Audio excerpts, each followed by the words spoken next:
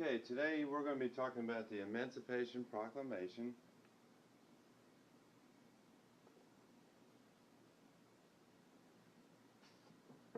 The summer of 1862 was bad for the Union Army in Virginia. They had been repeatedly defeated at every single battle that they fought against the Confederates. Things were not looking very good for them. Lincoln is starting to become very upset with his Union Army, with his generals. He had written several letters to them asking them to do certain things. The generals would question, especially McClellan would question Lincoln's ability to lead a military, and it was just kind of a lot of fighting going on between Lincoln and his generals. And things just were not good for them in the summer of 1862. Many Northerners were tired of the war. You would see in newspapers during this time that there were many pictures being published for the first time from a battlefield. Many Northerners would see these pictures taken from the battlefield, and they would become extremely discouraged at Lincoln because they thought, you know, this guy doesn't know what he's doing. He's got us into this war. He doesn't know how to win this war. He doesn't have a plan. It's just, things are looking bad. In newspaper, there are articles that are written, pretty much they could be similar to this. Boo Lincoln. You might read articles kind of like we do today with football or any kind of sport where people are upset with the team not winning. They often say, fire the coach. Well, in this situation, Lincoln is under fire. A lot of people really think he's a lousy president, a terrible commander-in-chief. He doesn't know what he's doing. He's doing a lousy job, and they really want Lincoln to come up with an idea, come up with some kind of plan, to help stop all of our troops from being killed. And so Lincoln has a lot of pressure in the summer of 1862. Lincoln needs a major victory. He has an idea in mind of how he wants to do things, but he just can't do these get these plans going until the Union wins a major battle for him. And as I said earlier, he's very disgusted with his generals because many of them just weren't doing a very good job. When they had the opportunity to win a battle, they would make a bonehead move, and because of that, they would lose the battle. And so Lincoln desperately needed the Union to win a major victory for him. Okay, I have drawn what looks like could be two newspaper articles. The Union finally gets the victory that Lincoln has been wanting for some time. The first one is at Antietam. The Union Army defeats the Confederate Army at the Battle of Antietam. And finally, Lincoln, this idea that he had about Emancipation Proclamation, that means freeing the slaves, comes out, and he starts talking about this. He has meetings with his cabinet, and he tells them, this is my plan. I want to free all slaves in the southern states, or as I've written up here, all slaves in the southern states are free.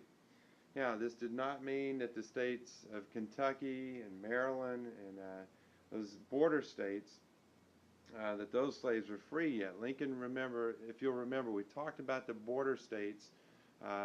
That means that these states still had slaves, but they sided with the Union. So Lincoln did not want to make the border states upset. So Lincoln says, okay, we will free all slaves in the southern states.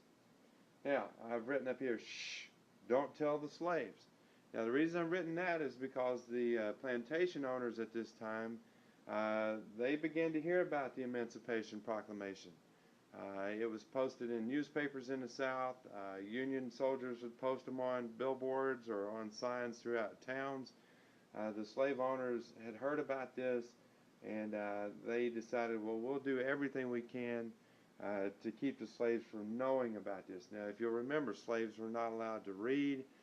They were never allowed to meet together to discuss the latest breaking news. So the slaves really had no way of knowing about Emancipation Proclamation. The slave owners did a great job of trying to keep the slaves in the dark, if you will. But word does begin to spread as the Union Army begins to win more battles.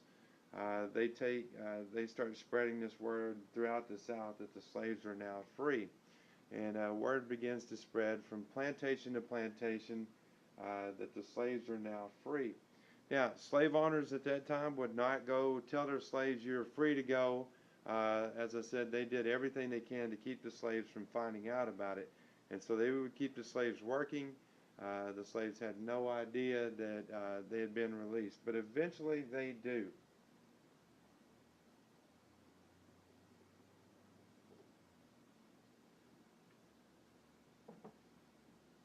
Now, once all of the slaves are free throughout the South, many of them begin to escape.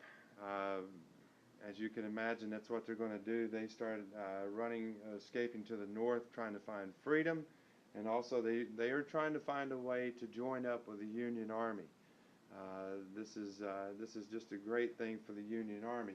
They have 200,000 African American slaves that join the Union Army, 20,000 from the state of Tennessee. Now you can imagine being a slave and having to go through all the things that they went through. When you find out that you're free to go now, I don't think it would take you long to leave the plantation. You'd probably grab your family and your friends, and off the plantation you go, and you escape north as quickly as you can. And once you get to the north, most of the men wanted to find a way to thank Lincoln and thank the Union Army for what they did. And so the best way they could repay Lincoln was go and fight for his army.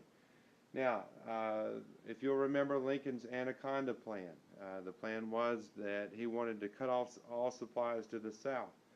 This plan begins to work, and it does a tremendous job. And we start to see the South cannot get supplies. And so things are looking bad for the Southern Army, but for the Northern Army, it'd be like a whole new set of players come in the fourth quarter of a football game. You get a whole new set of players to come be on your team, and now your team is excited, you're revived, you're refreshed and ready to go. And that's what happens when the new slaves or the former slaves show up and join the Union Army. So things are starting to look up for the Union.